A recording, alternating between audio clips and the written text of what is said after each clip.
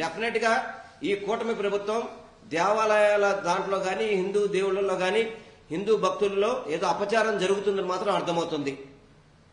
ఎందుకంటే మొన్నటికి మొన్న ముక్కొట్టినాడు, దాదాపు 4 నెలల వస్తుంది ఇంచుమించుగా. ఎప్పుడు కూడా తిరుపతి చరిత్రలో ఎప్పుడైనా తిరుపతి చరిత్రలో 6 చనిపోయిన పరిస్థితి చూసామా?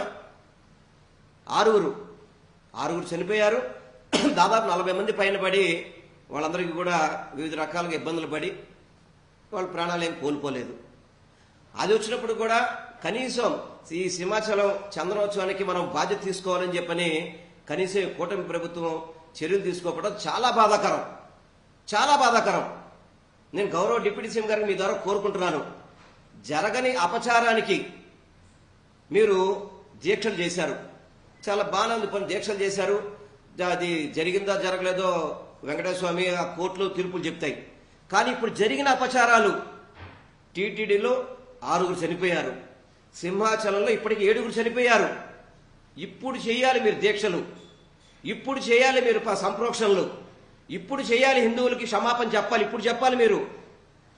జరగని వాటి కోసం దీక్షలు చేసి యాగాలు చేసి ఏదో హిందూ మతానికి మేమే బ్రాండ్ అంబాసిడర్ అని చెప్పుకునే డిప్యూటీ సీఎం గారు ఇప్పుడు మాట్లాడండి సార్, మీరు తమరు ఇప్పుడు మాట్లాడండి. ఏం జరుగుతుంది మీ కూటమి ప్రభుత్వంలో?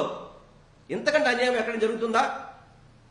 టీటీడీలో మందు తాగాలి, టీటీడీ తిరుమల దేవస్థానంలో కొండ మీద మందు కొట్టి అక్కడ హల్చల్ చేస్తున్నారు, బెల్ట్ షాపులు పెడుతున్నారని మీరే చెప్తున్నారు. అక్కడ కోడిగుడ్డు ఎగ్ బిర్యానీలు తింటున్నారు, చెప్పులు వేసుకుని మహాగౌరవం దాకా వెళ్ళిపోతున్నారు. చెప్పులు వేసుకొని వైకుంఠం క్యూ కాంప్లెక్స్ నుంచి ఇది రాజగోపురం ఏదైతుందో అక్కడ వరకు చెప్పులు వేసుకెళ్ళిపోతున్నారు. ఎన్ని అపచారాలు!